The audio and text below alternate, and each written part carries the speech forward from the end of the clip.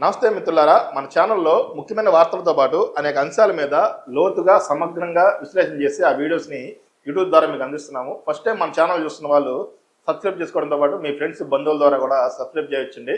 అట్లాగే మన వీడియోస్ని లైక్ చేసి వీళ్ళని ఎక్కువ మందికి షేర్ చేయండి. ముఖ్యంగా ఏంటంటే ఈ వీడియోని పూర్తిగా చూడండి, అప్పుడే వీడియోలో ఈ విశ్లేషణలో ఉన్న సమాచారం క్లియర్గా అర్థమవుతుంది.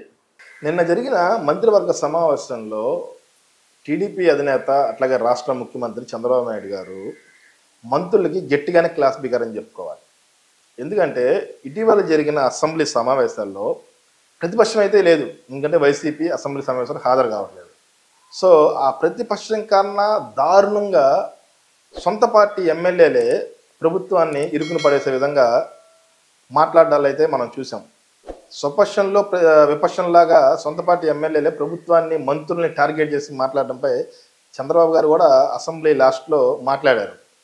సో నిన్న ఏదైతే మంత్రివర్గ క్యాబినెట్ భేటీ జరిగిందో ఆ భేటీలో కూడా అన్ని విషయాల మీద మాట్లాడుకున్న తర్వాత చివరిలో ఈ మంత్రులు ఎవరైతే ఉన్నారో వాళ్ళకి చంద్రబాబు నాయుడు గారు గట్టిగానే గట్టి స్ట్రాంగ్ వార్నింగ్ ఇచ్చారని చెప్పుకోవాలి ఓ రకంగా. ఎందుకంటే ప్రతి జిల్లాకి ఓ ఇన్ఛార్జ్ మంత్రి ఉన్నారు. ఇన్ఛార్జ్ మంత్రి ఆయన పరిధిలో ఉన్న 7 ఎమ్మెల్యేలను కూడా కంట్రోల్ చేయలేకపోతే ఇంకా మీరేం చేస్తున్నట్టు అనేది చంద్రబాబు నాయుడు గారి ప్రశ్న.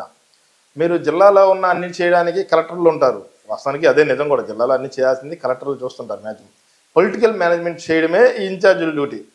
అయితే వాళ్ళు ఇన్ఛార్జీలుగా ఉన్న మంత్రులు ఆ డ్యూటీ చేయడం మానేశారు.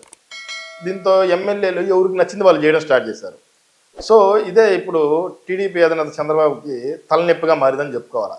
దీని గురించే నిన్న చంద్రబాబు గారు మంత్రులు ఎవరైతే ఉన్నారో ఒక 4 మంత్రులు అనుకుంటా ఈ భేటీకి హాజరు కాలేదు. సత్యకుమార్ యాదవ్ గారు అట్లా పయ్యవల్ కేశవ్ గారు, వీళ్ళిద్దరికి జ్వరం అనుకుంటా, అట్లా గొట్టిపాటి రవికుమార్ గారు, టీజీ భర్త్ గారు విదేశాల్లో ఉన్నట్టున్నారు. ఈ 4 కాకుండా మిగతా వాళ్ళు భేటీ అయ్యారు.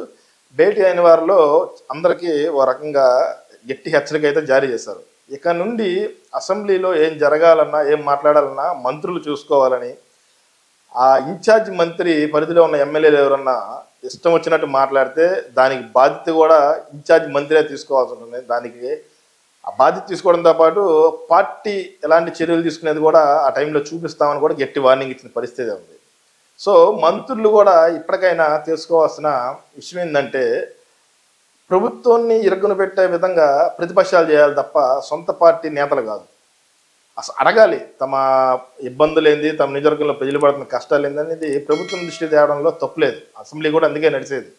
అయితే దాన్ని పక్కన పెట్టి కొంతమంది ఎమ్మెల్యేలు ఇష్టారీతిని మాట్లాడుతూ వచ్చారు. బోండా ఉమా గారిని చూసుకుంటే ఆ డిప్యూటీ సీఎం అట్లాగే పవన్ కళ్యాణ్, జనసేన అధినేత పవన్ కళ్యాణ్ గారిని టార్గెట్ చేసి పొల్యూషన్ కంట్రోల్ బిడ్డ విషయంలో టార్గెట్ చేసి మాట్లాడినట్టు క్లియర్గా అర్థమవుతుంది. దీని మీద సీఎంఓ కూడా బోండా ఉమా గారి మీద సీరియస్ అయినట్టయితే మనకైతే సమాచారం అవుతుంది. సో మంత్రులు ఇప్పటికైనా ఎమ్మెల్యేల పనితీరు అట్లాగే ఎమ్మెల్యేలు చేస్తున్న దాని మీద కొన్ని అబ్జెక్షన్లు ఉంచాలి. ఎమ్మెల్యేలు ఏం చేయాలి అనేది కూడా దిశానిర్దేశం చేయాల్సిన అవసరం కూడా ఈ ఇన్ఛార్జ్ మంత్రులు ఎవరైతే వారికి ఉంది.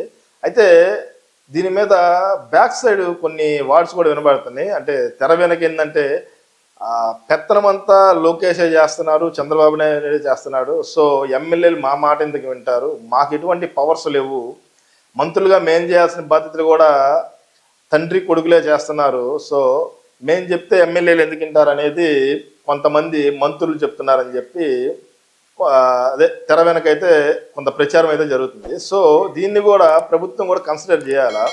ఎందుకంటే మంత్రులకు అధికారాలు లేకుండా వాళ్ళు ఏం చేసే పరిస్థితి ఉండదు. ప్రతి శాఖకు సంబంధించి ఆ శాఖ మంత్రికి దాదాపుగా అన్ని శాతం అధికారాలు ఆయనకి ఇవ్వాలి. అప్పుడే ఆ శాఖని డెవలప్ చేయడంలో కానీ ఆ శాఖలో మార్పు చేర్పులు చేయడానికి ఏదన్నా అవకాశం ఉంటుంది. అట్లాగే ఇన్ఛార్జ్ మంత్రికి అధికారాలు ఉంటేనే ఆ జిల్లాలో ఎమ్మెల్యేలు ఇన్ఛార్జ్ మంత్రి మాట వినే పరిస్థితి ఉంటుంది తప్ప, లేకపోతే ఆ ఇన్ఛార్జ్ మంత్రి పేరుకే తప్ప దేనికి పనికిరాని పరిస్థితి ఉంది. సో చంద్రబాబు నాయుడు గారు కూడా ఈ విషయాన్ని అర్థం చేసుకోవాలి. ఈ మంత్రులు పడుతున్న ఇబ్బందుల గురించి కూడా ఆయన కూడా తెలుసుకోవాల్సిన అవసరం అయితే ఎంతైనా ఉంది.